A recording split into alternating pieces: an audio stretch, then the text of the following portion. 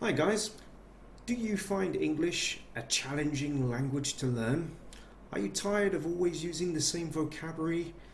You want to express yourself in a different way? Well, that's what these lessons are about. So today, let's look at extending your vocabulary. See you in a second.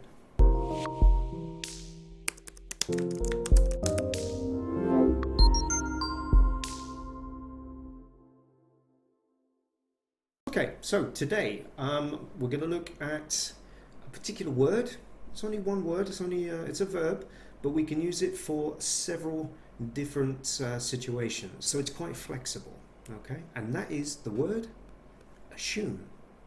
Okay, now the verb assume can be used to talk about possibility. Now there's other videos out there for this channel related to possibilities. Go check them out. But in this one, we're going to focus on the word assume. For example, I assume you're watching this video because you need some help with your English. So the word assume is similar to I suppose, or I think, I believe, I reckon, I have a hunch. Okay, so all of those verbs have the same meaning as assume for possibility. Okay, so assume, I think, I guess, I believe, I suppose, etc. Good level of possibility. But that's not all. There are other functions for this verb. So here's another example. Totally different function. When her colleague left the department, she assumed her responsibilities. Now in this case, assume means to kind of take over or take on. So she assumed the responsibilities. She assumed the responsibilities of her colleague, and meant that she then took over those responsibilities. Maybe her colleague left the company, or maybe she went on holiday.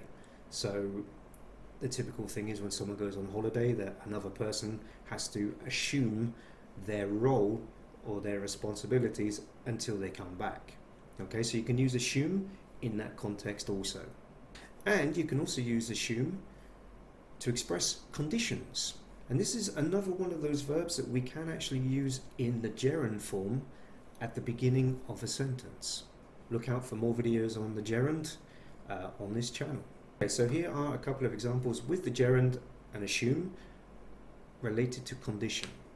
Assuming the calculations are correct, everything should go according to plan.